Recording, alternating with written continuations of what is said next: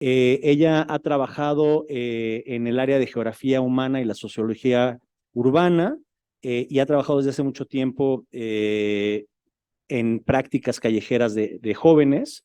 Tiene un currículum impresionante, es titularse SNI 3, PRI-DD, toda, o sea, tiene todo lo que pues puede tener. Entonces, bueno, pues adelante, Julián. Muchas gracias, Manuel. Y bueno, muchas gracias también por la invitación bueno, a tener ese espacio hoy dentro de este congreso para hablar de este nuevo proyecto que se llama Patio Lab. Digo nuevo, pero hace años que lo estamos preparando. No viene de la nada, pero estamos muy emocionados que por fin se está concretando. ¿Por qué estamos aquí? Bueno, porque Patio Lab es un espacio en donde justamente queremos abrir vías de colaboración entre distintas disciplinas, entre otras, por supuesto, las ciencias forenses, ¿no? Entonces, ¿por qué Patio Lab y de dónde estamos empezando este trabajo? Como sabemos, vivimos en el país una crisis una crisis forense, un problema de violencia muy aguda en todos los sentidos, pero lo que vemos dentro de las distintas disciplinas que estudian la violencia es que esta violencia suele estudiarse mucho a distancia, es decir, con cifras o con mapas, puntos en mapas, por ejemplo, de feminicidios, pero no se focaliza mucho a una escala más interpersonal y una escala, digamos, más para entender cómo se siente la violencia para las personas que la viven, que la perpetren, que la sufren, que la ven en sus entornos inmediatos, ¿no? Entonces, lo que queremos hacer en Patio Lab es explorar distintas metodologías interdisciplinares, transdisciplinares, para poder acercarnos a esa violencia de manera novedosa que nos va a permitir justamente trabajar mejor con las instituciones del sistema de justicia, pero también con las víctimas. Nos estamos enfocando en tres ejes o tres tipos, digamos, de violencia.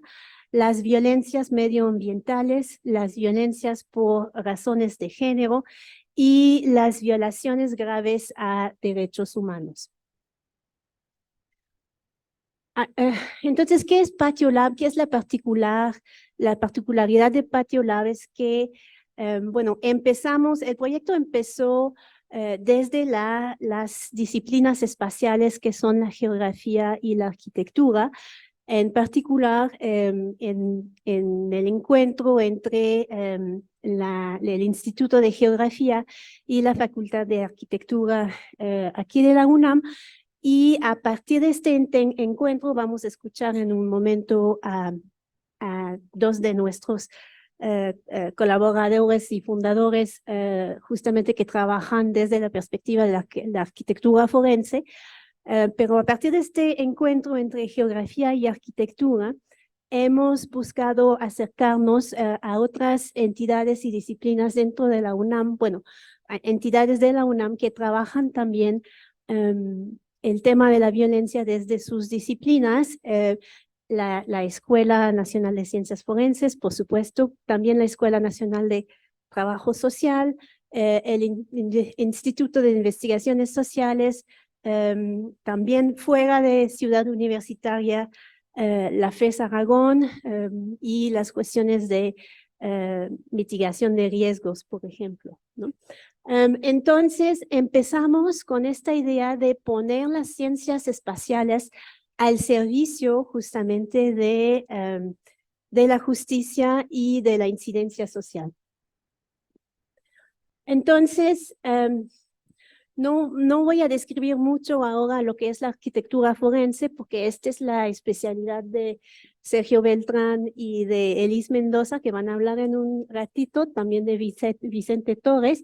Me voy a focalizar un poco más en lo que yo hago, que es la cartografía social y cómo justamente poner en conversación la arquitectura forense con la cartografía social puede dar una luz muy distinta, tanto en términos de nuestra comprensión de las violencias y sus efectos y de la incidencia social que podemos tener a partir de este tipo de investigación, que es un tipo de investigación muy participativa que se hace de la mano con las comunidades afectadas.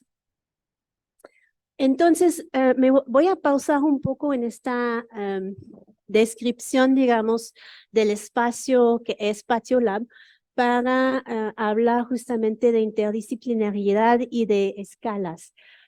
Uno de los conceptos fundamental en las ciencias espaciales es, por supuesto, la escala, y uniendo la cartografía social con la arquitectura forense, lo que estamos haciendo es unir también en una misma conversación, en un mismo análisis, distintas escalas que van de lo micro, digamos, un punto en el espacio, un lugar en donde ocurrió un evento violento, a una mirada mucho más amplia que muchas veces, bueno, es la especialidad de la geografía, es decir, que un mapa es una vista, la mayoría del tiempo, a vuelo de pájaro desde arriba, que nos permite justamente contextualizar una escala mucho más micro. Y justamente poner esas escalas en conversación nos permite entender mejor estos eventos violentos de los cuales estamos hablando. También lo que es interesante en esta conversación entre distintas disciplinas espaciales es que nos permite dar una definición integral del espacio. Es decir, el espacio es más que el espacio físico donde ocurre algo, ¿no? El espacio también es un conjunto de significaciones culturales, es un conjunto de emociones, es un conjunto de memorias y de recuerdos, especialmente cuando estos recuerdos son traumáticos. El espacio es realmente algo muy complejo que muchas veces en la cartografía, digamos, más clásica de la geografía no se representa, porque estas cartografías que se hacen con sistemas de información geográfica son cartografías que usan datos la mayoría del tiempo datos cuantitativos, estadísticas y números y cifras, ¿no? Mientras que la cartografía social parte de la experiencia de las personas que participan en la elaboración del mapa y entonces parte de datos mucho más humanísticos, cualitativos, muchas veces muy afectivos y emocionales, especialmente si trabajamos con víctimas, ¿no? Entonces, la idea de la cartografía social que desarrollamos en PatioLab es que lo que es importante no es solamente el mapa, el producto, ¿no? El mapa que después podemos ir a mostrar a tomadores de decisiones o a jueces, pero lo más importante en la cartografía social es el proceso de elaboración del mapa, porque el mapa en sí es solo el producto final de todo un proceso de trabajo con, en este caso, víctimas, ¿no? Si hablamos, por ejemplo, de este caso de víctimas de violencia. Entonces, imaginan gente que se reúnen alrededor de una mesa y que juntos elaboren un mapa que habla de su experiencia de la violencia o de un evento traumático. Entonces, ese proceso en sí es un proceso de reparación, digamos, porque el hecho de poder hablarlo, más que hablarlo, como haríamos, por ejemplo, en sesiones de terapia o terapia colectiva, el hecho de plasmar algo en un plano, en un mapa, le da significación, es decir, que le da un nombre, le da una visualización que permite justamente compartir experiencias y trabajar y reparar esos eventos de violencia. Entonces, lo que ven aquí, por ejemplo, es un taller de mapa que hicimos en un anexo en la alcaldía de Coajimalpa, un anexo informal, no registrado en las bases gubernamentales, y en donde trabajamos con chicas, en este caso, de menores de edad que justamente ingresan de manera no voluntaria a estos anexos y que nos cuenten justamente sus experiencias de las violencias que viviendo en la calle antes de entrar, ¿no? Entonces, bueno, ahí voy a ir un poco más rápido, pero para darles un ejemplo, hay muchos ejemplos de proyectos de cartografía social que hemos hecho, pero normalmente los proyectos emergen de acontecimientos que vivimos colectivamente, ¿no? En la ciudad. Entonces, pasa algo y algo que es lo suficientemente grave para que se necesitan procesos de reparación de lo que ha pasado. Entonces respondemos a estos eventos o a demandas de distintos colectivos que vienen a vernos para justamente buscar herramientas tanto como de trabajo y de acompañamiento de víctimas, como herramientas, el producto final, el mapa que va a poder servir justamente en sus negociaciones con las autoridades. Entonces, estos talleres de cartografía social se hacen en distintos lugares, ¿no? Que van de aquí, la universidad, hasta centros culturales, hasta en la calle, en los parques, en los espacios públicos, depende siempre de la dinámica. Es un espacio también que no solamente hacemos, un proceso que no solamente hacemos con grupos homogéneos, por ejemplo, un grupo de víctima en un caso de, no sé, de violaciones de derechos humanos, por ejemplo, pero que hacemos también es una herramienta que puede servir para abrir diálogos y conversaciones entre grupos opuestos. Es decir, que poner alrededor de la mesa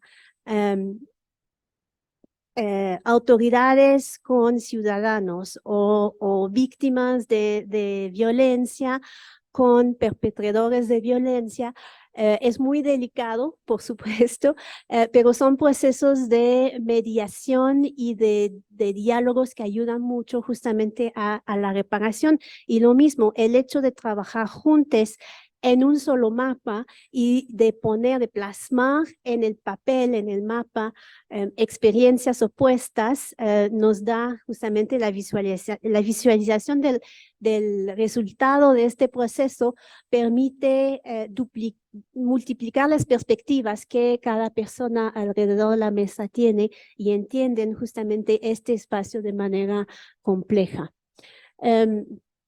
Entonces, les voy a dar un ejemplo un poco más detallado de un proyecto que hicimos aquí en la ciudad universitaria. Empezamos antes de la pandemia, justo en el contexto de los paros feministas en muchas de las entidades de la UNAM.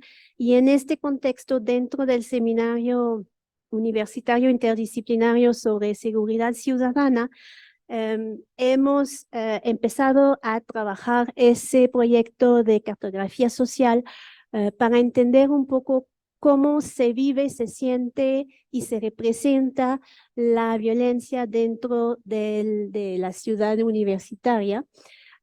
Y bueno, la idea era justamente partir de una definición de la violencia que va mucho más allá de la definición formal que está codificada como delito o como, pues sí, como delitos, pero más bien trabajar con una definición mucho más amplia de la violencia, que es la que estaban usando justamente las colectivas mujeres organizadas en las distintas facultades, en donde estaban hablando de violencias que todavía no estaba codificada en la legislación universitaria.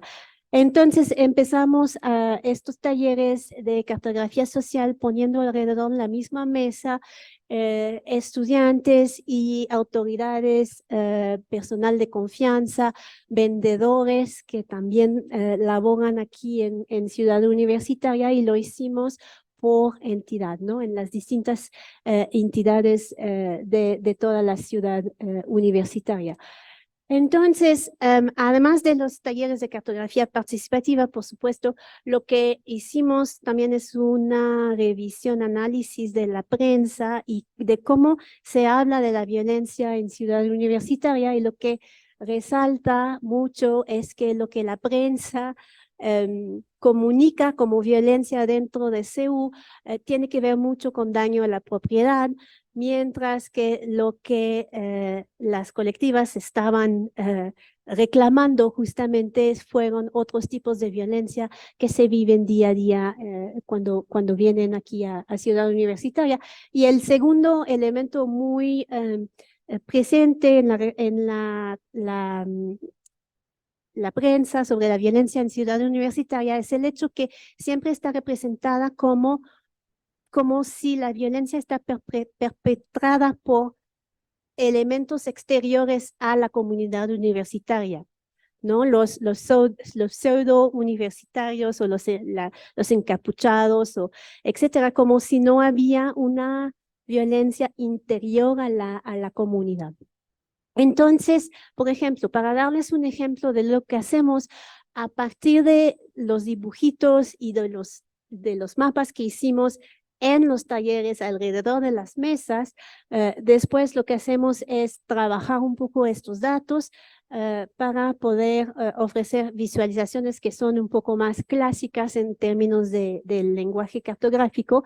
Lo que ven aquí a la derecha en negro son las denuncias formales de delitos ante las autoridades, y en rojo son las menciones de eventos de violencia que salieron de los talleres de cartografía participativa.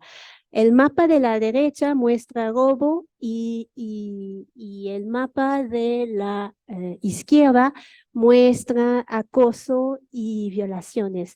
Entonces, lo que vemos es que para los participantes, las participantes casi no mencionaron nada de robo y daño a la propiedad.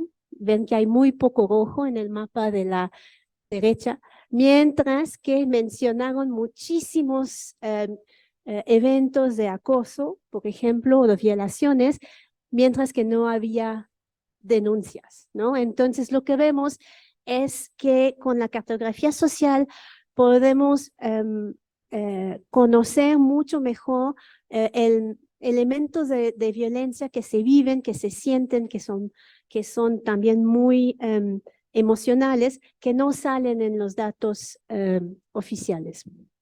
Entonces, para ir cerrando, lo que hemos hecho en este trabajo es trabajar con el concepto de espacios de confianza. Es decir, que no solamente el proceso mismo de elaborar esos mapas, como dije, es un proceso de reparación que justamente generó un espacio de confianza, ¿no? Entre las personas participantes, pero también lo que intentamos hacer en el mapa, uno de los ejercicios que hicimos es que mapeamos otros espacios de confianza que existen en Ciudad Universitaria. Y por espacios de confianza, queremos decir espacios en donde los participantes se sienten bien, ¿no? Y ¿por qué se sienten bien en este lugar, en este momento, o por qué no? Y vemos que hay los mismos lugares, como por ejemplo las islas, pueden ser lugares de confianza para ciertas personas y no para otras, o a ciertas horas del día y no a otras horas del día, ¿no? Entonces, entender un poco cómo se genera la confianza y cómo de esa manera podemos prevenir la violencia. Entonces, entonces, en lugar de solamente focalizar en delitos y eventos de violencia, intentamos también a través de la cartografía social y del acompañamiento que podemos hacer en PatioLab, buscar generar justamente estos espacios de confianza y entender cuáles son las características que hacen que uno se siente bien o no en ciertos espacios. Pues para concluir, ¿qué queremos lograr con PatioLab? Digamos, poniendo en diálogo tanto la cartografía social como la arquitectura forense, que vamos a ver, a escuchar más en un momentito, es justamente Patio, ¿no? Es participar en debates sociales, acompañar a comunidades vulnerables, violentadas y no puedo leer, transformar ciudades y entornos violentos, y trabajamos mucho también a la par con la confianza, esa idea del cuidado, de ciudades cuidadoras, y innovar, sí, innovar tanto en términos de técnicas de investigación como en términos de cómo esa información y esa investigación, esos saberes se implementan concretamente en la ciudad y originar justamente acciones concretas a través justamente de la implementación en la ciudad. Muchas gracias.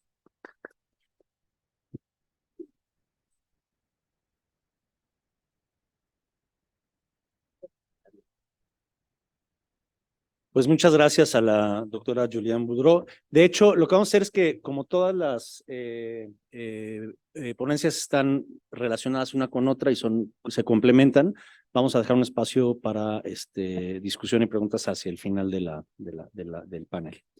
Entonces, a continuación está Sergio Beltrán García, arquitecto por la UNAM. Es un activista, investigador, artista. Ha estado trabajando muy estrechamente con víctimas de violaciones de derechos humanos y también realizó un posgrado en la Universidad Goldsmiths de Londres y ahí ha estado trabajando también con Forensic Architecture en casos de violencia perpetrada por estados, corporaciones, cuerpos policiales y militares. Entonces, adelante, Sergio. Muchas gracias. Nada más que la presentación se ponga. Un segundito. Ahorita vengo.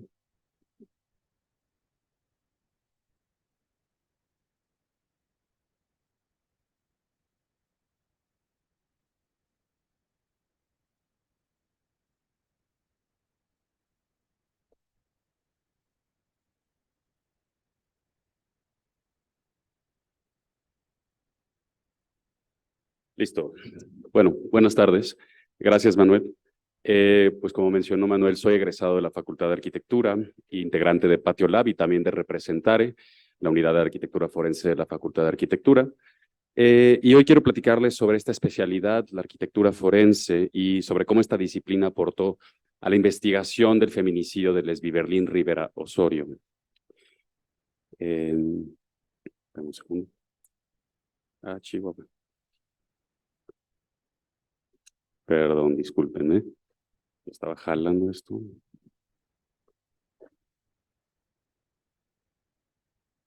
Segundito.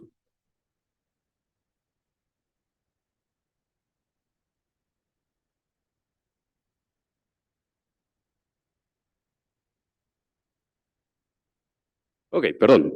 Bueno, una vez ya presentado Patio y el trabajo que Julie hace sobre violencia de género en Ciudad Universitaria con la cartografía social y crítica, quisiera que ahora miráramos el mismo problema de violencia de género en Ciudad Universitaria, pero desde la perspectiva de la arquitectura forense.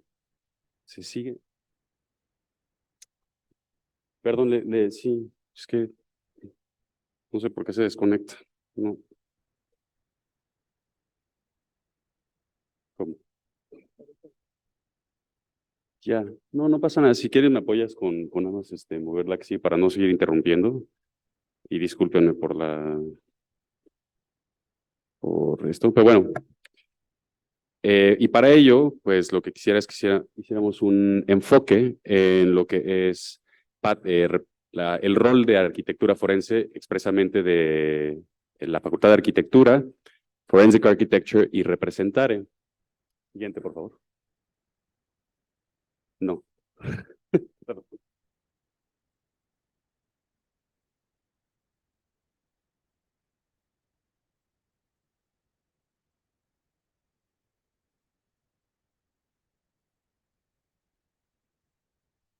Disculpen. Y bueno, entonces tenemos que explicar muy brevemente qué es Forensic Architecture. Forensic Architecture es una agencia de investigación que tiene su sede en la Universidad de Londres, en Goldsmiths, que es dirigido por el profesor Eyal Weizman, un arquitecto británico-israelí, y decirles que fue formado en 2010 por un grupo transdisciplinario de personas arquitectas, artistas, abogadas, cineastas, científicas, periodistas, desarrolladores de software, entre muchas otras disciplinas. Nuestro trabajo es producir y presentar pruebas y evidencia ante foros jurídicos, culturales y políticos. Hemos hecho más de 96 investigaciones en más de 40 países en 13 años. Y bueno, decirles que nosotros nos llamamos Forensic Architecture por una razón muy distinta. ¿Me ayudas? Ajá, gracias. Y para poder, como la arquitectura forense se desarrolla principalmente en los 80s como un entendimiento de que se deben de investigar las fallas en los edificios para poder adjudicar responsabilidades a diseñadores, contratistas, ¿no? Si un edificio falla, ¿quién tuvo la culpa? Pero nosotros tomamos un distanciamiento de ese entendimiento de lo forense para yéndonos a la raíz forensis de lo forense, que significa lo que es relativo al foro. Y el foro entendiéndolo como un espacio público multidimensional de política, derecho y economía. Siguiente, por favor. Entonces, nosotros entendemos lo forense como justamente eso, ¿no? El espacio público multidimensional donde integra muchísimas disciplinas. Siguiente, por favor. Y hay varios conceptos que guían nuestro trabajo, pero uno que quisiera mencionar es que nosotros trabajamos con un entendimiento de la estética que es distinta también a lo que comúnmente se entiende como belleza. Lo estético para nosotros es todo lo que es sensible, todo lo que puede ser percibido a través de nuestros sentidos. Y la estética forense es importante porque entendemos que las violencias, para poder ser reconocidas, sobre todo en público, deben de ser presentadas representadas en público. Entonces necesitamos generar imágenes, videos, producciones sensibles para que podamos comunicar la naturaleza y complejidad de estas violencias pues frente pues sí, o sea, frente a públicos como espacios judicializadores, espacios culturales, etcétera. Siguiente, por favor. Y justo por eso la unidad de arquitectura forense de la Facultad de Arquitectura se llama Representare. Ahora hablemos, siguiente, por favor. Ahora hablemos del feminicidio de Lesbi Berlín Rivera Osorio. Primero que nada, quiero agradecer al Centro de Derechos Humanos Fray Francisco de Vitoria y a Carlos Ventura en particular, porque ellos prepararon un excelente dossier sobre lo que hicimos en este trabajo en abril de 2018, y mucha de esa información viene a partir de esto. Siguiente, por favor. Ahora, en la arquitectura forense nos es muy importante trabajar estrechamente con las personas afectadas por las violencias, igual que la cartografía social. A veces el proceso de la investigación es tan o más importante que los resultados en sí. Y por eso primero tenemos que hablar de Lesbi y su familia. Lesbi Berlín Rivera Osorio nació el 7 de enero del 95 en México, hija de Araceli Osorio Martínez y Lesbi Rivera Calderón. Lesbi creció dentro de la comunidad de la UNAM. Ella estudió la primaria en la Escuela para Hijos de Trabajadores de la Universidad y la secundaria de iniciación universitaria. Luego cursó su bachillerato en el CCH Sur y se unió a la estudiantina femenil de la UNAM. La UNAM era su hogar en muchos sentidos. Ella planeaba estudiar la licenciatura en las lenguas inglesas en la Facultad de Lenguas y soñaba con viajar por el mundo. Era una persona alegre, pero trágicamente Lesbi fue asesinada a los 22 años. El 3 de mayo de 2017, Lesbi Berlín Rivera Osorio fue hallada muerta en una caseta telefónica en la UNAM a unos metros de aquí. Por meses su novio ejerció abuso físico y emocional sobre ella, controlando su vida y finalmente la estranguló. Las autoridades universitarias informaron a la Procuraduría sobre la muerte de Lesbi, pero sin embargo no investigó de manera debida, no usó el protocolo de feminicidio.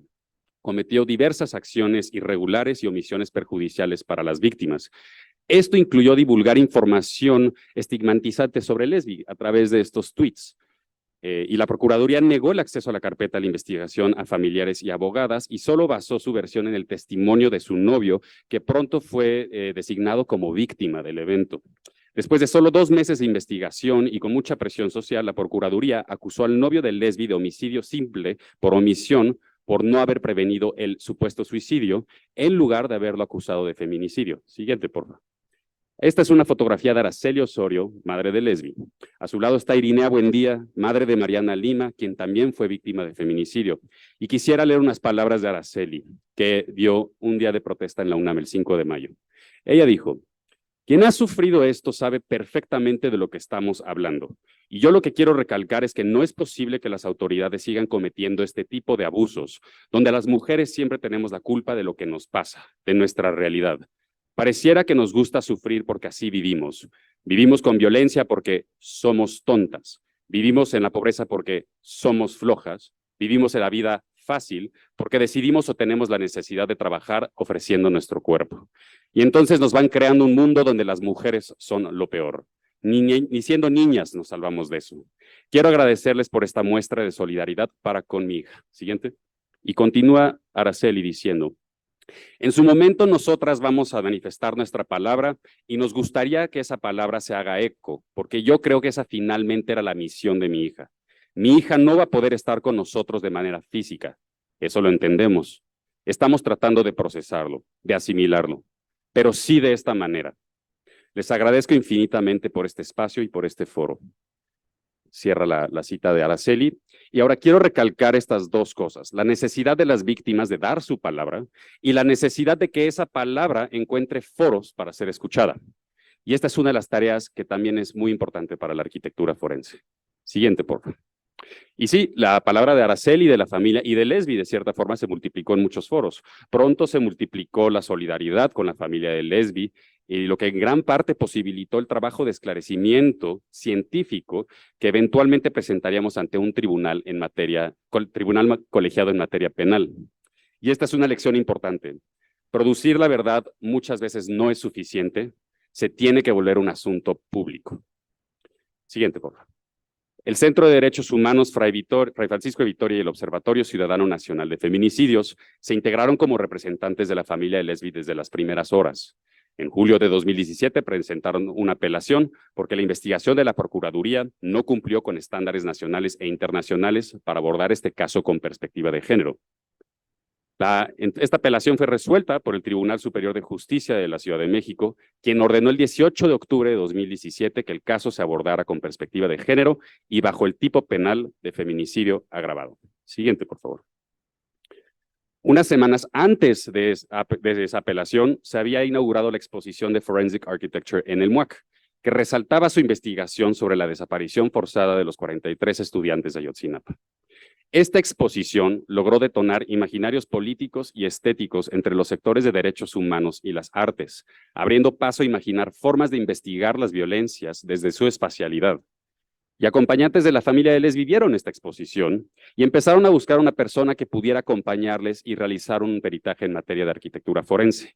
Me contactaron y decidí integrarme al equipo interdisciplinario de peritos. Siguiente.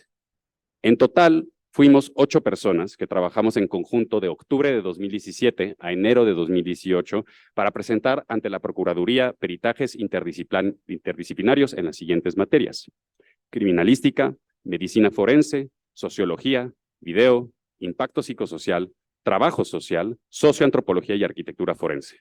Bajo la guía de la representación jurídica de la familia de Lesbi, fuimos en conjunto aprendiendo mutuamente de nuestros hallazgos, logrando así integrar un cuerpo de peritajes interdisciplinarios que presentamos ante ese tribunal colegiado en materia penal en septiembre de 2019. Siguiente, por favor. Y para poder mostrarles un poco de cómo desde la arquitectura forense trabajamos científicamente con las otras disciplinas, quisiera mostrarles un poco unos pasos generales de la metodología. Siguiente, por favor. La estrategia jurídica y los peritajes se enfocaron en comprobar las circunstancias posibles que calificarían el asesinato de Lesbi como un feminicidio. Siguiente.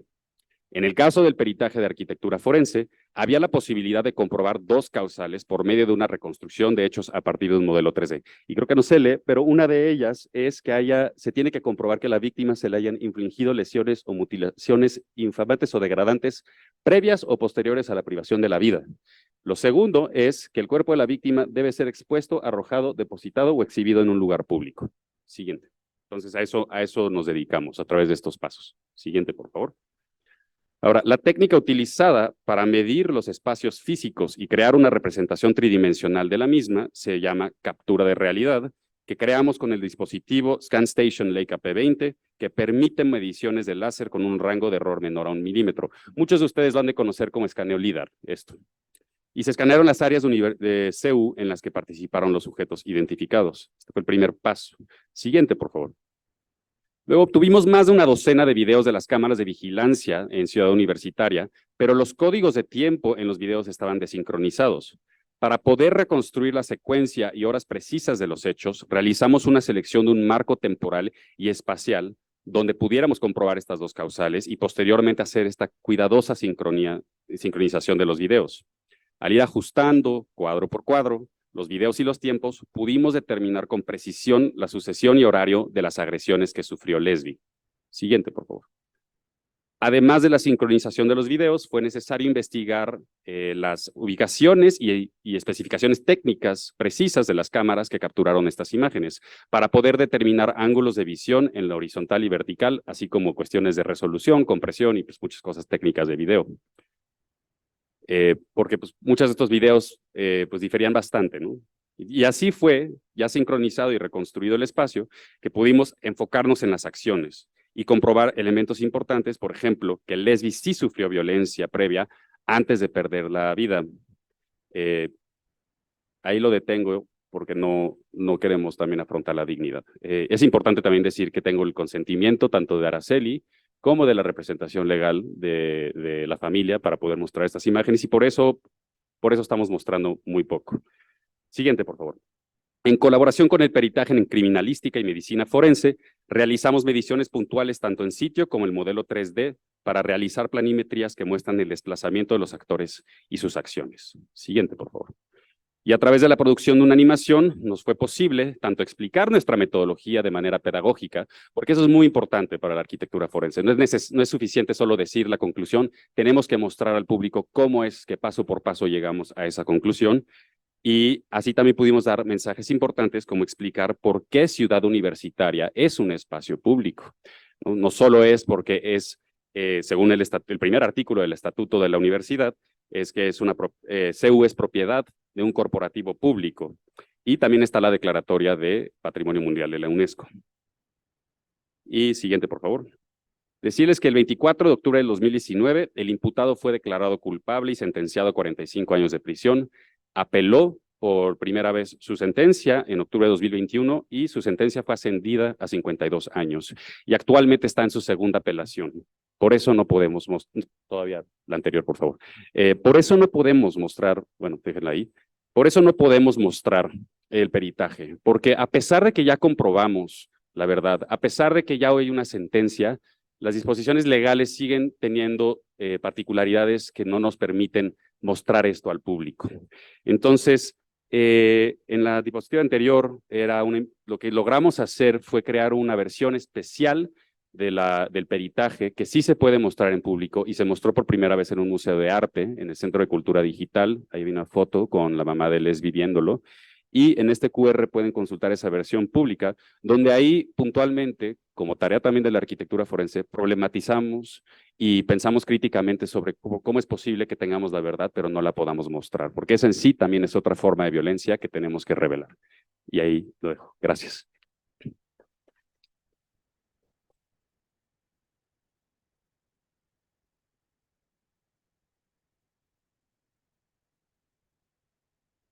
Bueno, pues muchísimas gracias, Sergio. Toca el turno a el doctor Vicente Torres Zúñiga. Él es de la Escuela Nacional de Ciencias Forenses.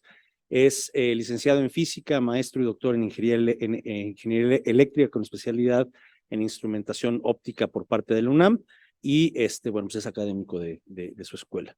Es también coeditor de la revista digital de Ciencia Forense, además de ser vicepresidente de la Asociación Americana de Profesores de Física, y bueno, tener muchas afiliaciones a diferentes asociaciones. Muchas gracias, Vicente, y te paso el micrófono.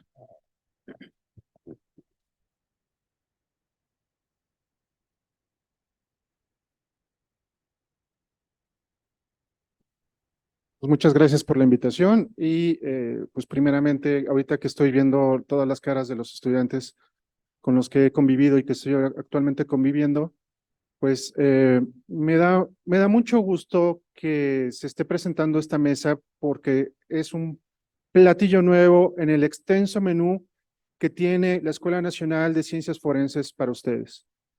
Entonces, hemos estado escuchando en varias de las ponencias invitaciones diferentes relacionadas con la transdisciplinaridad. Entonces, hace poco escuchamos desde el punto de vista de delitos ambientales. Y aquí tenemos muchísima relación con respecto a esos espacios amplios. Entonces, hemos ahorita platicado un poco sobre las escalas, una escala que es amplia a través de la cartografía, una escala un poco más pequeña a través de lo que serían pues, un par de kilómetros que puede ser el espacio digitalizado que fue de Ciudad Universitaria, y de lo que yo les quiero platicar, y que ahorita se les va a mostrar en video, en un loop, es relacionado con mi trabajo que está estrechamente relacionado con la Fiscalía de Feminicidios. Básicamente lo que yo realizo también es la digitalización de los espacios, pero no de una forma tan amplia, sino más bien estamos hablando de áreas, de bases, de alrededor de un par de metros, pero sí que se pueden extender hacia arriba, hacia lo vertical, que pueden ser incluso pues, decenas de metros. En ese sentido, yo lo que creo es que es muy importante que tengamos no solamente el menú, no solamente que tengamos la emoción, sino también que tengamos un poco sobre la reflexión de lo que significaría esta reestructuración de las investigaciones forenses alrededor del espacio, porque si bien existe la pericial relacionada con topografía, no hace el trabajo que se ha platicado en esta mesa. No se hace este estudio cartográfico, no se hace tal cual como ustedes vieron estas capturas digitalizadas. Sí, las procuradurías, algunas, que cuentan con los recursos, pueden tener el instrumento, pero no necesariamente va a salir a la investigación de forma cotidiana. Y eso es un gran problema, porque entonces lo que tenemos es algo que debieron haberse dado cuenta todos los que están relacionados con la parte forense. Una clara disonancia entre el quehacer forense y lo que se sabe desde la academia, de lo que se sabe desde la ciencia. No hay una armonía entre el deber y el quehacer. Y eso es algo muy grave porque está afectando no solamente las investigaciones, sino el acceso a la justicia.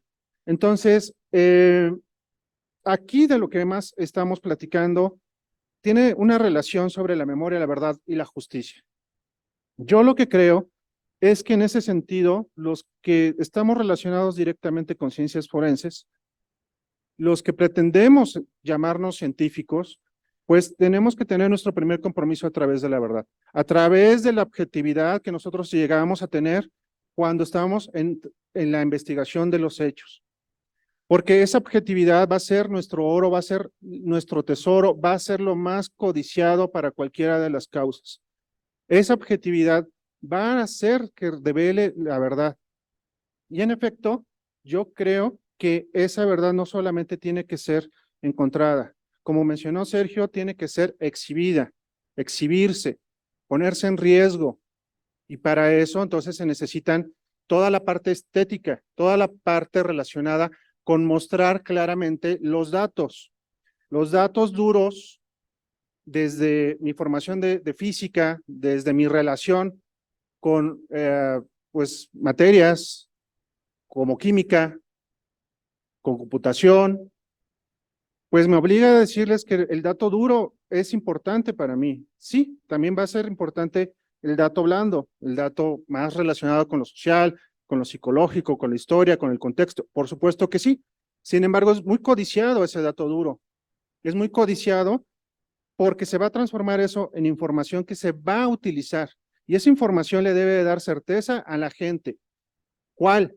Pues una va a ser más importante que otra con respecto a las investigaciones. Una va a afectarle más que la otra.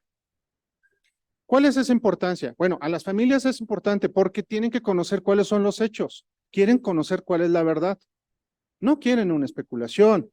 Ellos tienen un sentimiento, por supuesto, pero también son sensibles a qué sucede con esos hechos.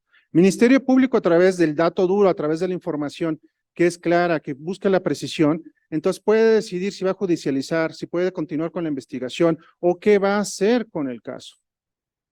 Por supuesto que si esto llega con las personas que son juzgadoras, pues le va a dar claridad de qué debe suceder con los indiciados. ¿Qué va a suceder entre el Estado si fue omiso o le faltó realizar más trabajos? Pero también hacia la parte pública. Porque si ellos, hablo directamente de todos los que somos opinadores de cajón, pues llegamos a tener cierta postura con respecto a los casos. Y usualmente nos abanderamos hacia un lado. Y yo lo que les digo desde aquí es que si se decide abanderar un lado, que sea a través de datos duros. Si se decide ir por una causa, que sea en conocimiento de qué fue lo que sucedió. Porque no es tan importante decidir si estamos de un bando o a otro. Lo importante es hacer lo correcto. Lo importante es buscar una virtud que se vuelva el paradigma real para las ciencias forenses. Porque lo que estamos buscando en esta construcción con la Escuela Nacional de Ciencias Forenses es personas expertas, personas que puedan distinguir entre lo que es una verdad y distinguir lo que es una opinión. Entonces, entre los hechos y las opiniones, como bien ustedes saben a través de películas como Pixar Intensamente, pues opiniones y hechos se confunden.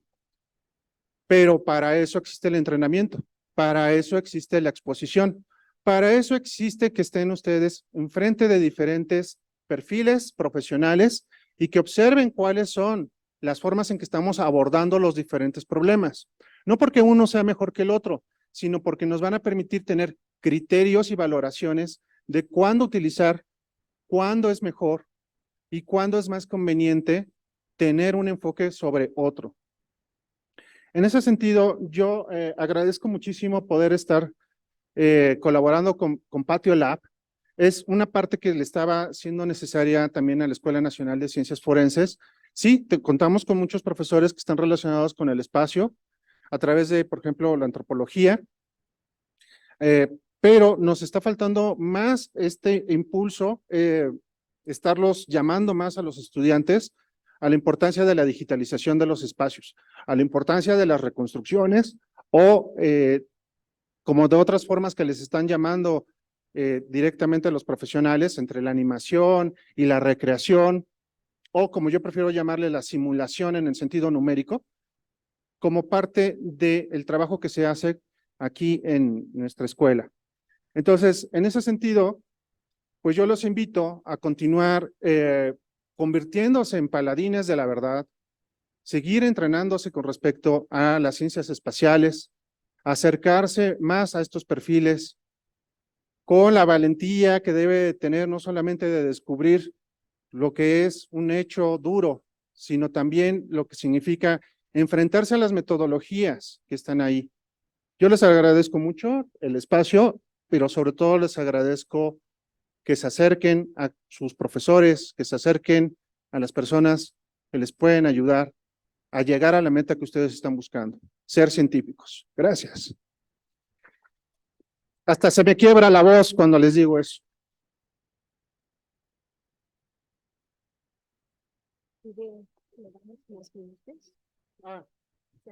Me dicen que el video apenas se está colocando, entonces en mi mente yo estaba platicándoles y el video estaba saliendo así con un colofón y en llamas.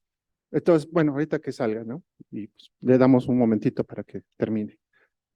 Es lo que sucede cuando uno tiene raíces de dictador. Uno se imagina cosas que suceden tras bambalinas, pero no. Ok, bueno, esas cosas, es software que contamos con la Escuela Nacional de Ciencias Forenses. Tenemos medios para que puedan ustedes utilizarlos. Existen medios para que también se puedan utilizar de forma remota. No son animaciones, son simulaciones. No pretenden traer las fantasías a una materialización digitalizada. Lo que pretenden más bien es ser más claras de cómo pudieron haber sido los hechos.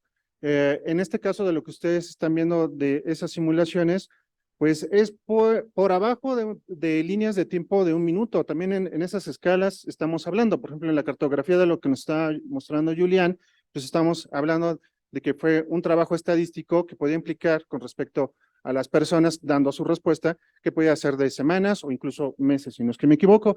En el caso de Lesbi, pues estamos hablando de cuando sucedió en la línea de tiempo de los hechos, pero de lo que yo realizo aquí es una escala mucho más reducida. Yo no puedo estar hablando en estas simulaciones de qué fue lo que sucedió horas antes, pero sí puede esto insertarse dentro de una investigación que sea mucho más amplia y que sí incluso esté dentro de un contexto psicosocial. Entonces, en ese sentido, lo que ustedes están viendo no son de las carpetas de investigación con las que yo estoy trabajando, no. Entonces, lo que ustedes están viendo son mis equivalentes de los casos, de tal forma cambiados para que ustedes no identifiquen qué es, y si llegan a identificarlo, pues guárdenselo, porque yo les voy a decir que no sé. Y pues es que esa es la importancia.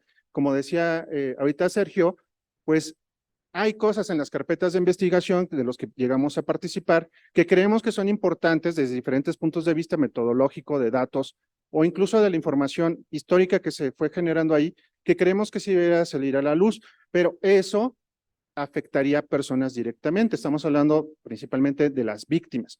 Entonces, eso está en debate, es algo que causa mucho escozor incluso en la comunidad filosófica ética, y pues en ese sentido, lo que yo hago mucho es de repente tomar videos, memes, que son ya públicos, de personas que se caen, por ejemplo, pero que no les pasa nada. En este caso era una nadadora que se fue a la alberca y se resbala.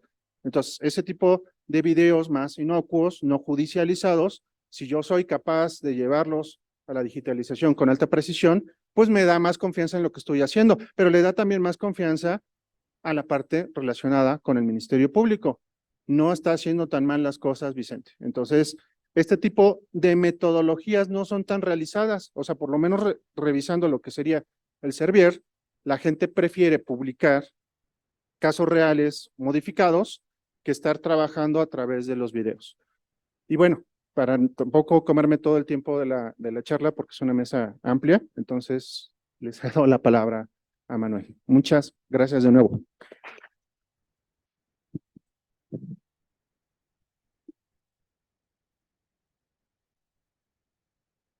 Bien, muchísimas gracias, Vicente. Bueno, para terminar con las ponencias, está la arquitecta Elis Mendoza, de la Facultad de Arquitectura de la UNAM. Ella es arquitecta y maestra en prácticas críticas conceptuales y curatoriales por la Universidad de Columbia, y en teoría e historia de la arquitectura de Princeton. Ella hace un análisis crítico y político de los espacios y momentos de intersección de la arquitectura con los derechos humanos.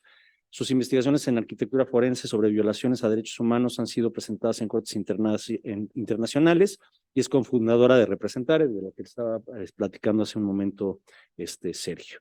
Y bueno, actualmente también es profesora de asignatura aquí en la UNAM. Adelante, Elisa. Muchas gracias. Bueno, primero que nada quiero agradecer a Zoraida por el espacio, por habernos invitado, y a Manuel por empujar Patio Lab y ver que llegue a buen destino. Muchas gracias, porque si no, no estaríamos aquí. Y bueno, quiero presentar el caso de Sepur Zarco, que es un caso de litigio estratégico en Guatemala. Siguiente. Y estas son las mujeres de Sepur Zarco. Sepur Zarco es un pequeño pueblo en Alta Verapaz, en el norte de Guatemala.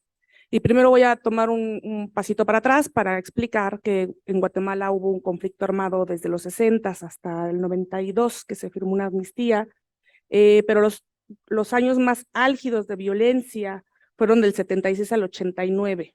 Es uno de estos conflictos civiles multifactoriales, donde estaban implicados el ejército, empresas, la idea de empezar a utilizar las tierras para monocultivos, había habido un presidente que había decidido darle el derecho a las comunidades indígenas de reclamar los territorios que ocupaban y que cultivaban, y eso fue una de las cosas que también, pues obviamente avivó el conflicto, porque las familias que se estaban adueñando y despojando a las comunidades indígenas de sus territorios, pues lógicamente opusieron resistencia y utilizaron muchas veces al ejército como un grupo de ocupación. Entonces, dentro de ese contexto, hubo un proceso de Comisión de la Verdad y Justicia en el año 2007, empezó y publicaron un reporte que se llamaba Guatemala, Memoria del Silencio. En Guatemala, Memoria del Silencio, principalmente se habla de genocidio, pero también se habla de otras violencias que pasaron y que componen en su totalidad lo que entendemos como genocidio y crímenes de lesa humanidad. Entonces, en ese reporte aparecía una serie de ataques, violaciones a mujeres, violaciones sexuales a mujeres, pero no fue un delito que en ese momento se persiguió en sí mismo, sino como apoyo a esta teoría de genocidio en contra de las comunidades indígenas quechí. Entonces, un grupo de mujeres, abogadas, antropólogas, trabajadoras sociales, geógrafas, decidieron juntarse y hacer su propia investigación y hacer un levantamiento muy, muy extenso y minucioso en todo el territorio de Guatemala para saber cuántos casos realmente de violencia sexual había habido. Fueron conducidos por mujeres, porque por el tema, obviamente, las mujeres que habían sido víctimas temían al ostracismo. Y muchas habían callado lo que había pasado durante la guerra, pues durante más de 30 años. Entonces, este grupo de mujeres se constituyen, forman una ONG que se llama Mujeres Transformando al Mundo, y se centran en Cepur Zarco, hablan con las mujeres y las mujeres dicen, sí, sí queremos hacer esto, pero queremos ser querellantes. ¿Esto qué quiere decir? Que no quieren ser simplemente víctimas, sino que quieren ser parte de la estrategia del litigio. Y lo cual cambia totalmente la forma en que se lleva el juicio. Y una de las mejores cosas es que gracias a eso y al trabajo obviamente de Mujeres Transformando al Mundo y todas las mujeres que estaban detrás, se logra empujar un juicio con perspectiva de género, que todo el tiempo cuidaba la forma en que las víctimas o las querellantes en este caso querían exponer lo que les había pasado, qué procesos, cómo se presentaban en corte, y aquí vi por esto esta imagen. Estas son las mujeres de Cepur cubriéndose la cara por una cuestión de seguridad tal vez, pero también utilizando el perraje, que es el manto con lo que se cubre la cara, de una manera simbólica, porque no representan los perrajes que se hacen dentro de sus propias comunidades, sino que son perrajes que representan todas las comunidades de Guatemala. Entonces lo estaban haciendo, ellas se sentaron ahí en la corte ese día para hablar por todas las víctimas de violencia sexual en el país durante la guerra. Siguiente, por favor. Entonces nosotros fuimos, estaba yo en Princeton haciendo mi doctorado y fuimos convocados para hacer un peritaje de arquitectura forense, porque estaba trabajando con el doctor Eyal Weissman, que es como ya explicó Sergio, el fundador de Forensic Architecture en Goldsmiths, pero en ese momento estaba unos años en Princeton.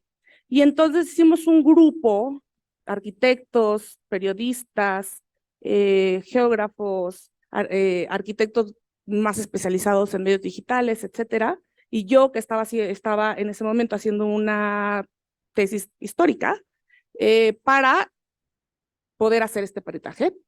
Entonces, lo que nos pidieron ellos, básicamente, ellas, que eran todas mujeres, fue que hiciéramos una reconstrucción específicamente del destacamento militar y pudiéramos ayudar con la ubicación de un foso de castigo que tenía restos humanos.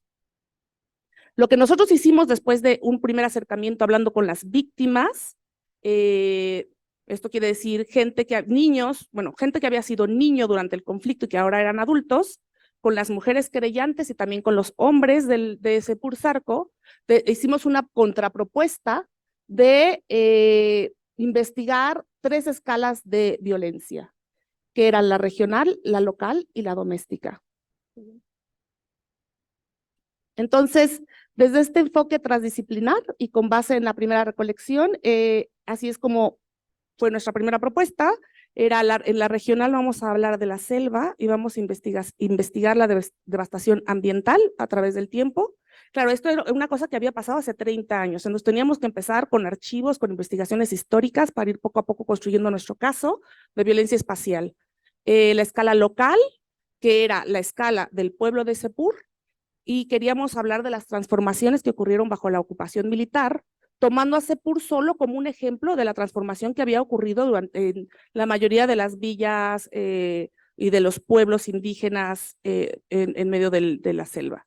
Y la escala doméstica, que es la del destacamento militar, porque queríamos hablar de ciertas lógicas de abuso doméstico y sexual, cómo se movían los militares, qué tipo de pactos había, cómo se les permitía cierto tipo de actitudes hacia la población indígena, cómo controlaban los pasos, etcétera.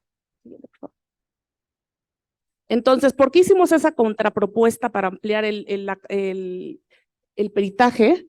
Bueno, porque nosotros, además de venir de muchas disciplinas, utilizamos muchas metodologías de todas esas disciplinas y pensamos que podíamos dar un resultado un poco más holístico, amplio, etcétera. Entonces, las metodologías que Forensic Architecture usa son modelado 3D, análisis de audio, regresiones cartográficas, minería de datos, trabajo en campo, mucho trabajo en campo, dinámica de fluidos, colocalización, ground truth, complejo de imágenes. Vamos a explicar algunas de estas al final, entonces ahorita no voy a detener demasiado.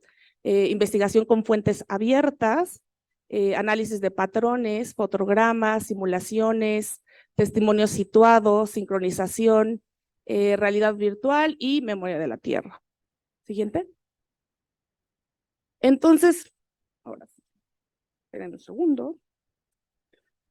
Aquí estoy. Ok. Primero empezamos haciendo un análisis del contexto local con un compuesto de imágenes satelitales. Ubicamos los destacamentos militares, los puntos de control, las villas modelo. Villas modelo son estas villas de desplazados que hicieron los militares para poder controlar el flujo de la gente. Entonces no podías salir de tu villa modelo si no era con un pase. Todos los días hacían 2 listas distintas durante este periodo. Uno era la lista de la gente que podía salir y entrar de los pueblos y otra era lo que llaman killing list, ¿no? La lista de los nombres de las personas que iban a desaparecer o que se iban a llegar a algún foso. Entonces era muy importante para nosotros encontrar las villas modelos, entender los desplazamientos entre las villas tradicionales y las villas modelo, tratar de encontrar las fosas comunes que ya habían sido localizadas. Los cascos de hacienda, muy importante porque empezamos a entender como ciertos patrones de intereses económicos y las áreas de monocultivo. Entonces todo esto era para poder armar una lógica de ocupación y despojo. Siguiente, por favor. Esta es una imagen compuesta de un levantamiento aéreo que se condujo el 2 de marzo de 1987 por una compañía que se llamaba Mark Hort Services, que en realidad funcionaba como una compañía de inteligencia para la CIA. Fueron conseguidos en el Centro Geográfico Nacional de Guatemala, pero también a través de un FOIA, que es el Freedom of Information Act del gobierno estadounidense. Los rectángulos rojos arriba enmarcan nuestras áreas de estudio. Se observó la información de modelos de elevación se obtuvo, perdón, la información de modelos de elevación de alta definición, que normalmente se conoce con las siglas DEM, del explorador Earth Explorer de USGS, que es el Centro de Información Geográfica de Estados Unidos, y nos combinamos la información de elevaciones con los datasets en un software que se llama Geographic Imager, y logramos darle como cuerpo a esas fotos históricas que venían en 2D. Y para hacer esto trabajamos con Jamon van den Hoet, geógrafo director de Conflict Ecology Lab, de Remote Sensing, ¿cómo se dice? Teledetección. Siguiente, por favor. Y entonces los resultados que empezamos a tener a nivel de región son estos. Esta es una imagen de 1964, que con este mapa superpuesto con elevación muestra partes de la selva que han sido desmontadas en la parte de abajo en rojo. Entonces, esto es muy al principio del conflicto. Y lo que empezamos a ver es que se empiezan a desmontar las partes bajas, porque en las partes bajas es donde se puede cultivar, es donde la agricultura va a funcionar mejor, y se desplazan, ahí empiezan los desplazamientos de las comunidades indígenas hacia arriba de la montaña, que es mucho más difícil cultivar. Le dejan el plan del gobierno es dejarle estas tierras a familias que poseen grandes compañías agrícolas. Siguiente, por favor. Esta segunda imagen es de 1976, donde ya empezamos a ver cómo se fraccionan las tierras bajas, pero también vemos que se está desmontando partes de arriba de los montes.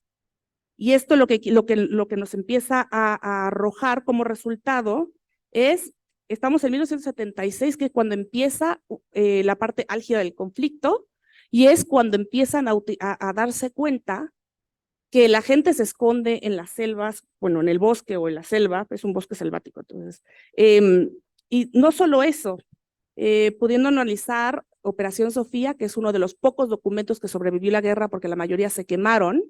Operación Sofía nos hace ver que en la lógica del ejército, de los militares, ellos entendían perfectamente bien que el bosque era una parte primordial para la supervivencia de las comunidades indígenas y que para ellos tenía un valor simbólico y religioso.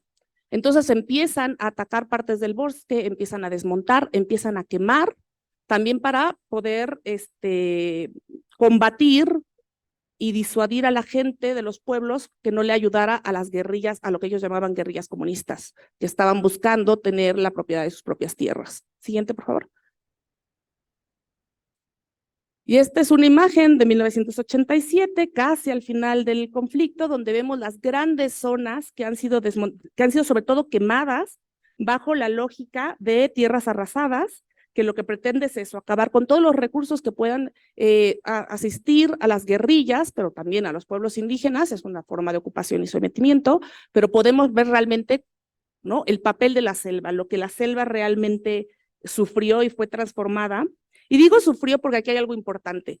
En los peritajes que fueron encargadas por este grupo de mujeres, habían peritajes antropológicos, sociológicos, de antropología forense, el nuestro de arquitectura forense, había uno sobre abuso sexual, y nosotros trabajamos juntas mucho tiempo antes de presentar nuestros peritajes, y trabajamos con las mujeres. Y una de las primeras cosas que nos contaron las mujeres de la comunidad fue que cuando se muere alguien en su pueblo, bueno, en los pueblos quechí, ellos sepultan a las personas y plantan un árbol. Entonces, el bosque no es simplemente un bosque y no simplemente tiene un valor simbólico porque la cosmogonía indígena está involucrada directamente con la selva, sino es la forma en que sepultan a su gente, y esos árboles que nacen de ahí, entonces son parte de su propio pueblo, ¿no? La comunidad indígena es el bosque, se extiende al bosque. Entonces es muy importante entender eso, porque los militares sí estudiaron a fondo las costumbres y la cosmogonía indígena, entonces entendían muy bien el tipo de tácticas que estaban desplegando. Siguiente, por favor. Analizamos fotos aéreas para poder localizar ciertas estructuras que nos iban a permitir en otras fotos, una vez que hubiera crecido la vegetación, seguir detectando dónde estaban ciertas cosas que eran importantes. Por ejemplo, la pista de aterrizaje, que está estratégicamente ubicada entre la parte de los nuevos asentamientos, que está del lado izquierdo, y el casco de Hacienda, que está arriba a la derecha. Y entonces la pista de aterrizaje y esto que se llama área de ensamblaje, que es como que el predio, el número 4, el predio más grande, son las formas en que los militares controlaban el territorio y también podían controlar pues una revuelta, ¿no?, que viniera de las nuevas partes que habían sido desarrolladas o de las nuevas partes del pueblo en camino hacia el casco de Hacienda. También es importante decir que esa parte de asamblaje, que es donde después se hace el destacamento militar, es parte de la tierra de los hacendados. O sea, los hacendados donaban o prestaban tierras para que los militares se pudieran poner ahí. Siguiente, por favor. Y entonces empezamos a reconstruir cómo era el pueblo antes de la guerra, y para eso invitamos a los hombres de Sepur que en este proceso habían estado muy por fuera. El proceso había sido conducido totalmente por mujeres y para guardar su anonimato, en realidad cuando iban al pueblo las trabajadoras sociales o las abogadas decían que iban a dar talleres de nutrición, talleres de cocina, talleres de textiles, y juntaban a todas las mujeres en la iglesia, y en realidad era para desarrollar pues la estrategia judicial. Pero a estas alturas ya se habían dado cuenta los hombres, y entonces quieren ser parte del proceso, y utilizamos cartografía social para saber cómo era el pueblo, pero para también traer sus recuerdos. Siguiente, por favor.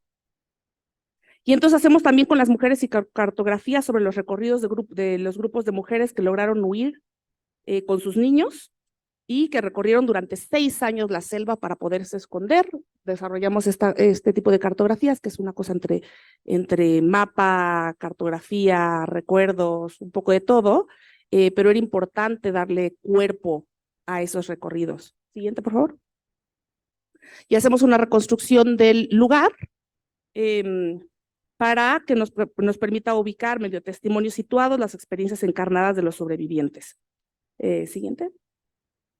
En el final del conflicto armado podemos corroborar la devastación de la selva, sino también el fraccionamiento de las tierras y los plantíos, y entender la lógica de cómo habían sido desplegados los destacamentos militares, y logramos entender, basándonos en estas historias y estos testimonios, que el destacamento militar de Sepur era un destacamento para confort y descanso de las tropas, y que las mujeres y la violación de mujeres era algo que se ofrecía a los militares como parte de sus prestaciones de descanso. Siguiente. Vamos al lugar y corroboramos las hipótesis para localizar restos del campamento militar, basado en los testimonios, los dados de desplante de las construcciones, los materiales y sobre todo el foso de castigo que encontramos del lado izquierdo. Siguiente, por favor. Y hacemos una reconstrucción del puesto militar que nos permite utilizar el modelo para comprobar visibilidad, reproducción de sonido, utilizando Audion y asignando valores de materiales de construcción para poder entender cómo viajaba el sonido. Entonces, ¿por qué hacíamos esto? Porque lo que estábamos buscando era entender quién era responsable de este tipo de prácticas dentro de este destacamento militar. Y entonces logramos hacer eso, y al final nuestras conclusiones fueron 3, ¿no? 1, que había habido un abuso de la selva, porque cuando alguien muere, lo que les decía, lo sepultan, y la selva era parte viva del pueblo quechí. 2, que hubo una destrucción y reacomodo de los lugares simbólicos del pueblo, la plaza, la iglesia y el mercado, para que de tal forma que cuando los sobrevivientes regresaran al pueblo no lo pudieran reconocer. 3, la destrucción del cuerpo de las mujeres en 2 formas: por abuso doméstico, porque mientras eran obligadas a proveer comida para los militares, tenían que dejar morir de hambre a sus hijos, y la segunda, por el abuso sexual, que sabían que les iba a costar mucho trabajo hablar de esto en público y que tuvieron que callar durante más de 30 años. Y al final del juicio hubo 2 sentencias, al teniente coronel y al excomandante de la base militar, con 120 y 240 años cada uno, porque logramos entre todos los peritajes demostrar que el abuso sexual era una forma sistemática, pero que también era no solo permitida, hasta alentada por la gente que dirigía estos cuerpos militares. Siguiente. Bueno, no, siguiente. Pero solo queremos explicar rapidísimo las metodologías, por si surge alguna duda. Siguiente. Siguiente. ¿Por qué está todo eso? Bueno, ok. Nada más para tener las imágenes de lo que estábamos hablando. Modelado 3D con image matching es cuando puedes hacer esa sobreposición de imágenes y fotos y videos que normalmente recogemos de fuente abierta, o sea, que la gente sube a Facebook, a Twitter, etcétera, y nosotros creamos el modelo para corroborar ciertos hechos y entonces poder poner a todos los testigos y la gente que estuvo el día de los hechos en la escena. Siguiente. Y esa perspectiva. Sí, bueno, también trabajamos con fuente abierta y generamos como estos complejos de imagen, que es donde pues, recopilamos todo tipo de pues, distintos medios y a lo que hacemos casi inmediatamente es localizarlos en tiempo y en espacio. Siguiente. Bueno, y todo eso lo convertimos en bases de datos, vamos creando categorías. Siguiente, por favor. Que vamos creando categorías que después podamos utilizar para la creación de una cartografía. O de simulaciones también, como Vicente mencionaba. Siguiente, por favor. Y para terminar, pues sí, obviamente la cartografía es como fundamental. Entonces, ya para acabar, aquí lo dejamos, ¿no? Ya para acabar, pues sí, el conjunto de patio que somos cartografía social y la arquitectura forense, pues la verdad sí tiene pues estas posibilidades que hemos mostrado a lo largo de distintas escalas, enfocándonos en violencia de género hoy, pero pues sí, ojalá haya sido estimulante esto. Bien, gracias.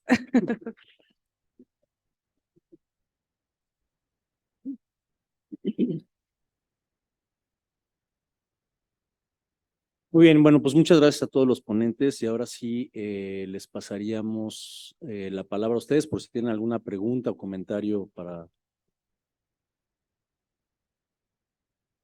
Juntamos 2 o 3, ¿les parece bien? Sí. Bueno, ¿se escucha? Sí. Bueno, pues en primero sí me gustaría felicitarles porque siento que le dieron en el clavo con esta parte de la investigación, pero también con la parte humanística que tiene que tener con la atención de víctimas, porque siendo que es esa parte de arquitectura que muchas veces pensamos que solamente es como planos o que está muy alejado de la interacción con las personas, es muy importante tomarlas en cuenta justamente para esta recreación de estos eventos. Y tengo dos preguntas. La primera es para Julián respecto a la cartografía social, de si esta podría servir con población privada de la libertad o población penitenciaria para justamente atender el modelo de reinserción social que se supone que está vigente actualmente en el país. Y la siguiente es para, bueno, tanto para Sergio como para Elis, sobre qué tan viable ven la posibilidad de utilizar inteligencia artificial para esta parte de la modelación de 3D, para la minería de datos o incluso ¿cómo se llama? Realidad virtual. Muy bien. Allá arriba había... Sí. Arriba, hasta arriba. Ay. No, más abajito. Aquí. De gris. Levanta bien la mano para que te vean. Es que el micrófono está allá atrás. Hola, sí, agradecer la plática sobre todo y una pregunta para el grupo de arquitectura forense. Justamente con su última diapositiva que mostraron, ¿se habían participado o habían tenido invitación a participar en el grupo de investigación del caso de los 43 de Yotzinapa? O si no lo hicieron, si ustedes, ¿qué podrían hacer en ese caso? Y luego abajito de ti, sí, le puedes. Bueno, primero que nada, muchísimas gracias por su ponencia, fue demasiado interesante. Y mi pregunta es si es para todos, si piensan que las reconstrucciones digitales podrían sustituir completamente algunos métodos de documentación como la documentación escrita o las planimetrías como los croquis hechos a mano, y si piensan que pues, las reconstrucciones digitales tienen mayor confiabilidad que las escritas o realizadas manualmente. Muy bien. Gracias por las preguntas. Ahorita regresamos con ustedes. ¿Quién quiere contestar? Si quieres, Julián, tú primero. Sí, muchas gracias. Creo que quizá un comentario general que me va a servir para responder quizá a la última pregunta, aunque yo no hago reconstrucción digital, pero quiero decir que justamente introducir esa parte humana en estas investigaciones implica, por supuesto, trabajar con datos, digamos, blandos, ¿no? Pero no porque son blandos, no son cifras o no son datos como que se pueden medir de manera más científica entre palabras, no quiere decir que no es la verdad, ¿no? Y eso creo que es importante, justamente regresando a lo que decía Sergio hace un rato, es importante la estética, cómo vamos presentando estos datos de la experiencia, estos datos emocionales, estos datos que son súper subjetivos, pero que son la verdad porque es la experiencia de la gente, ¿no?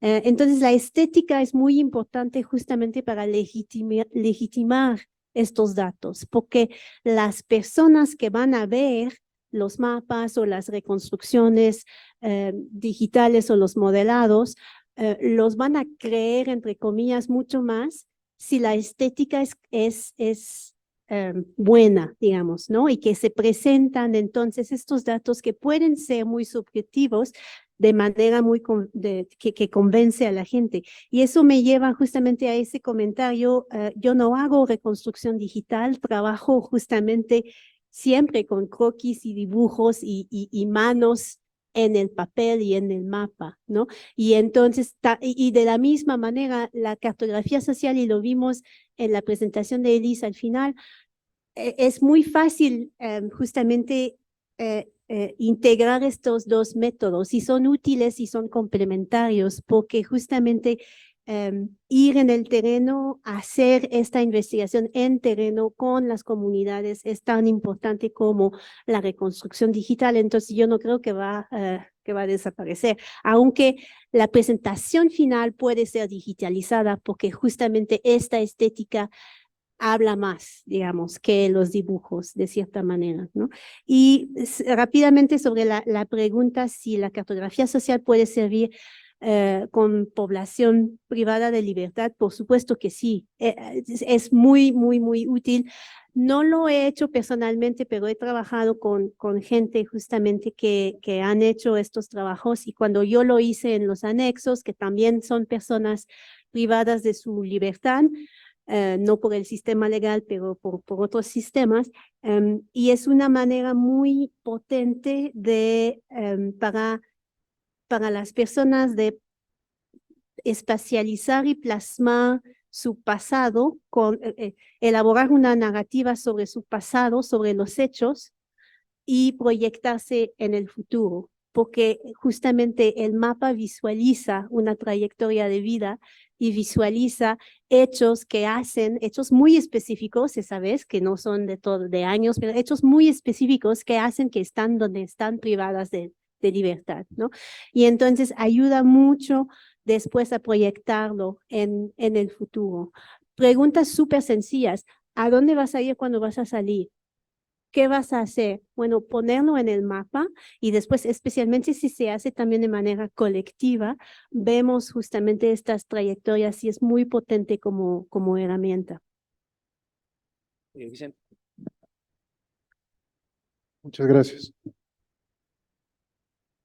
Sobre si la reconstrucción va a sustituir al croquis o la planimetría. No, de ningún modo. Cuando se hace una investigación de cualquier tipo, lo que se hace es ir acotando su precisión. Cada vez debe de tender a ser más precisa, para que haya menos incertidumbre. Entonces, más bien, yo lo que creo es que deben de hacerse bien los croquis, creo que se deben de hacer bien la planimetría, y si en su momento llega un aparato súper fantástico, como por ejemplo un LIDAR, como puede ser estos aparatos que hacen la captura digital, pues está muy bien. Pero no necesariamente significa que estén mal los croquis. Los croquis lo que muestran es un primer acercamiento a los objetos de investigación, igual que la planimetría. Debería de existir cierta armonía, coherencia con respecto a las diferentes fuentes de cómo se está obteniendo pues estos datos. Eso es lo que yo creo que va a suceder. Ahora, lo que sí hay que dejar muy en claro es que a la hora de estarlo mostrando al público, repito, en estas diferentes etapas, como puede ser público general, como puede ser persona juzgadora, sí creo que las reconstrucciones van a tener mayor impacto que puede ser, por ejemplo, un croquis. Y en eso armoniza con lo que está diciendo Julián. Entonces, en retórica, que es finalmente lo que va a suceder cuando se judicialicen las cosas y lleguen a la oralidad o lleguen a un momento donde tenga que ser revisado por una persona juzgadora, pues va a haber un componente de percepción de cómo se ha realizado el trabajo, uno emocional y otro que tiene que ver con la lógica. Pues claro, es el etos, el patos y el logos. Y entonces no hay que olvidar que es eso y que va a trascender y que va a salir. Entonces, ahí hay que tomar en cuenta el poder que tiene la imagen en nuestra sociedad y que tiene, pues vamos, en nuestra especie. No va a ser lo mismo que ustedes estén colocando una persona que fallece en solitario a que en una animación o en una simulación o algo similar la pongan rodeado de personas. El contexto, la interpretación cambia. Ahora, ¿por qué colocaste muchas personas o no colocaste ninguna? Ah, eso tiene que ver con alguna metodología, tiene que ver con una razón por qué lo hiciste de esa forma, y no nada más por un sentimiento, no nada más por algo que el perito quiere colocar. Tiene que haber una razón que motive a estar colocando los objetos que estén ahí. Pero eso también sucede con los objetos del espacio. Y por todo esto, sí, va a ser muy importante las reconstrucciones 3D, cada vez es más accesible la tecnología, pero no se debe de perder que deben de existir metodologías y formas adecuadas de estar haciendo planimetría y croquis. Entonces, no va a desaparecer.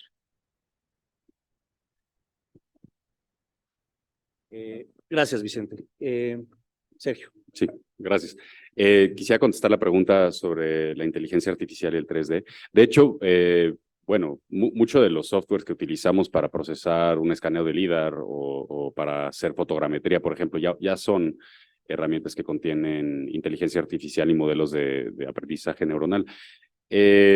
Lo que sí, y también hay investigaciones que desde Forensic Architecture se han hecho específicamente usando Machine Learning, desconozco su traducción en español. Aprendizaje de máquinas, justo para entrenar, por ejemplo, a veces nos dan una base de datos hay un caso si lo quieren buscar, se llama Triple Chaser, o sea, Triple Chaser, CHASER, donde nos comprometemos mucho con investigar eventos o evidencia de uso de gas lacrimógeno y entrenamos un clasificador con estas imágenes y luego con un modelo en 3D que hace distintas iteraciones. Entonces, o sea, decir que la inteligencia artificial es algo que definitivamente queremos usar, pero hay que usarlo. Lo más importante es conocer muy bien los riesgos éticos y políticos que hay detrás de estas tecnologías para usarlos de manera responsable, ética y de tal forma que estamos, pues, trabajando en contra de esas formas de vigilancia y de opresión que genera la inteligencia artificial. Aquí hay un concepto importante para este trabajo, que es lo contraforense. Las investigaciones que hacemos son contraforenses, es lo que queremos hacer desde Patio. Y contraforense significa que entendemos que el Estado, no específicamente el Estado mexicano, pero los estados tienen tanto el monopolio de la perpetración de la violencia legítima como el monopolio de la identificación de lo que sí es y no es violencia a través de las leyes, y también el monopolio de poder judicializar qué sí debe de procesarse como violencia ante tribunales o no. ¿No? Entonces, lo contraforense se trata de trabajar en contra de ese monopolio y poder colectivizar las herramientas de producción de la verdad, ¿no? Entonces, el uso de inteligencia artificial debe de usarse de una manera contraforense. Entonces, eso, y nada, sí quería contestar al de reconstrucciones, sustituir planimetrías, no. Es importantísimo que no dejemos atrás ninguna herramienta de investigación de ninguna disciplina. Es muy importante no dejarnos ser seducidos por la reconstrucción en 3D simplemente porque es una reconstrucción en 3D. Eso es justo el tipo de estética que no queremos que se entienda como una estética forense, ¿no? Es importante la multiperspectivalidad en estas investigaciones que viene junto con la transdisciplinariedad. El trabajo que hace, o sea, Julie, tus cartografías dicen a veces más que una cartografía ya pasada limpio, ¿no? Hay un proceso de simplificación de la complejidad que puede dar un dibujo hecho a mano, que difícilmente va a ser traducido cuando lo digitalices. Y esa información hay que saber cómo comprometernos con ella, ¿no?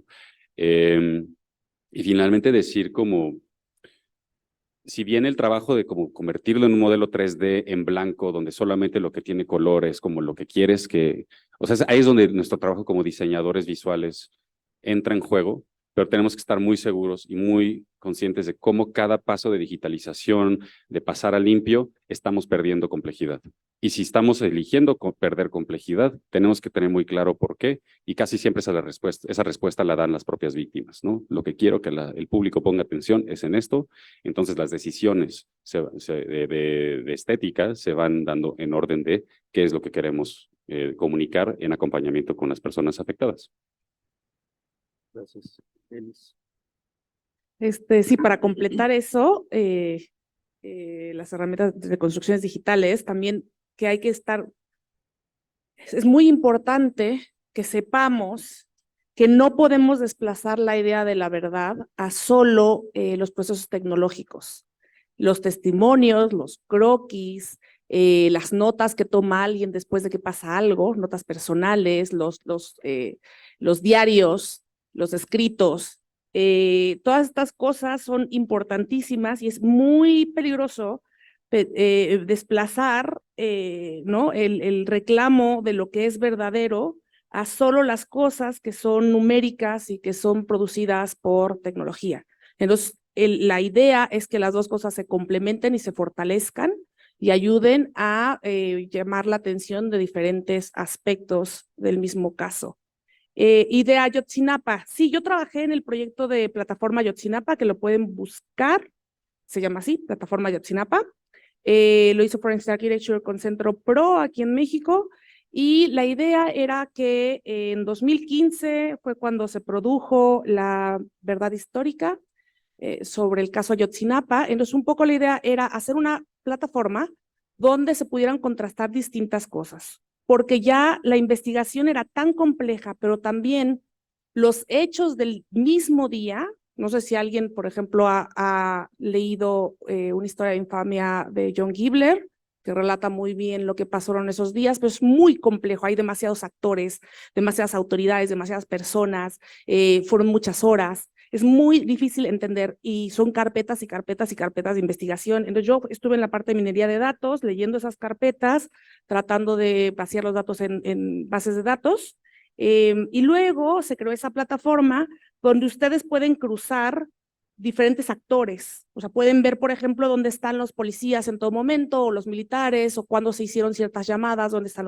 los estudiantes, los autobuses. Hay una parte que sí es una reconstrucción en 3D, que imagino que muchos de ustedes han visto en las noticias y así, pero la plataforma lo que te da la posibilidad es de cruzar información y ver capas de cosas que no se pueden ver a simple vista, porque la información es muy compleja. Entonces, una vez que empiezas a cruzar cosas, te das cuenta que hay ciertas autoridades que probablemente se habían puesto de acuerdo, se estaban comunicando entre ellas, o que efectivamente habían emboscado a los estudiantes en ciertas partes, que los estudiantes eran visibles y que en todo momento especificaron que eran estudiantes, que era muy difícil que les hubieran confundido con alguien más. Entonces, para eso sirve, pero también dentro de la misma plataforma está la información de la verdad histórica, para que se pudieran contrastar las pruebas de las carpetas de investigación y la verdad histórica, y pudiéramos entender también ciertos procesos, como decía justamente Sergio, de lo que el Estado produce como verdad, ¿no? Y poder hacer ese ejercicio contraforense para, pues, retar esa construcción de la verdad. Muy bien, muchas gracias. Yo creo que tenemos tiempo de dos preguntas más. Si alguien allá atrás.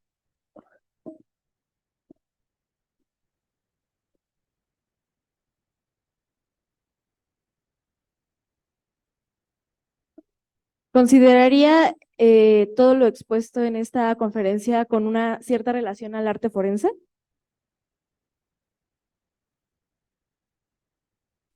¿Puedes repetir la pregunta? Es que no te oímos bien. O sea, que todo lo expuesto que vimos en esta conferencia, ¿podrían relacionarlo con el arte forense, como la planificación y los dibujos que estaban hablando acerca de mostrar las imágenes de otra manera?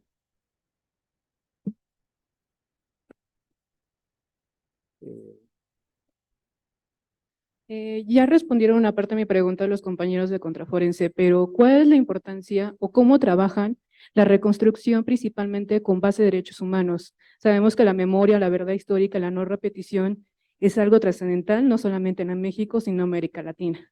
Tenemos principalmente en los hechos violentos contra mujeres, que llevó la investigación de la compañera Marcela Lagarde, y que desarrolló la cuestión de feminicidio en el país. Esa simbología del cuerpo de mujeres afectadas en lugares públicos. Asimismo de represiones que tenemos Atenco, tenemos el pasado 2 de octubre, o en su caso en Sudamérica, la noche del Ápices, o también la Plaza de Mujeres de 10 de mayo en Argentina. ¿Cómo llevan ese desarrollo con base de derechos humanos cuando tenemos un gran índice de historia en la cual han intentado modificar la verdad histórica, no solamente con recreaciones, sino en otras instancias, principalmente con la interacción multidisciplinaria y criminalística? ¿Cómo aplican esa instancia ética y asimismo esa reconstrucción que estamos sufriendo las ciencias forenses? No sé si me he explicado o di media vuelta. Gracias. ¿Y alguna más? Ok, bueno, entonces empezamos con Vicente.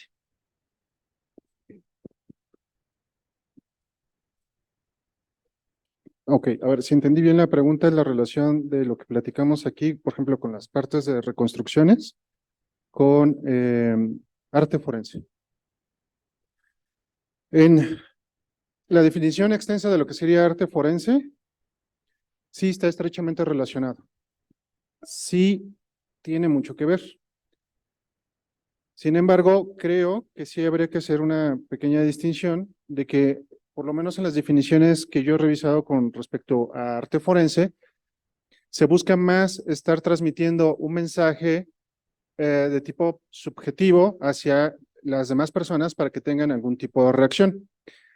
Ahora, en ese tenor, pues no todo el arte tiene que ser alegre o bonito. Lo que tiene que hacer, pues, es desencadenar emociones para que los humanos nos conectemos con nosotros mismos. Pero creo que lo que hacemos, en general, no solo busca ese desencadenamiento de emociones para hacer conexiones. O sea, por ejemplo, una de ellas sí es la empatía. Sí creo que mucho de lo que hacemos aquí puede causar empatía en el público, puede causar empatía en las personas juzgadoras. Sí, sí creo eso. Y por eso yo insistía que pues no solamente tiene que ser esa parte, tiene que tener otras características.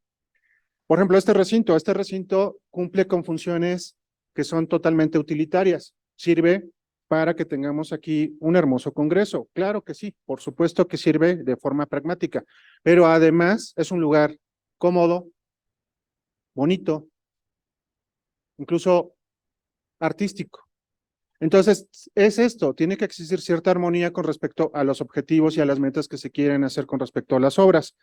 En el caso de lo que la mayoría queremos hacer aquí, si no es que todos, pues es cumplir con estos mandatos, ¿no? Memoria, verdad, justicia y, como bien me recordaron, no repetición. Entonces, es un poco más extenso que nada más la conexión con las emociones que podría buscar una persona que toma fotografías o que hace escultura o que hace dibujo directamente nada más relacionado con la temática forense. Por ejemplo, para cerrar, creo que, por ejemplo, los diarios que llamamos amarillistas no buscan la memoria, la verdad o la justicia y la no repetición. Tal vez el fotógrafo, por lo menos de lo que yo he platicado, sí busca tener la nota. Entonces, sí habría que ver que esto es un poco diferente, pero igual como las diferentes disciplinas, pues se interrelaciona, no se puede separar por completo. Gracias. Gracias, Vicente. Adelante, Sergio. Vamos a intentar contestar. Creemos que sí entendimos la pregunta, pero igual y no vamos a hacer un esfuerzo. Bueno, o sea, comenzar porque usamos varios lentes o filtros, marcos analíticos, teóricos y conceptuales para analizar los casos y las violencias a las que nos solicitan investigar. Una de ellas es la de los derechos humanos. Entonces,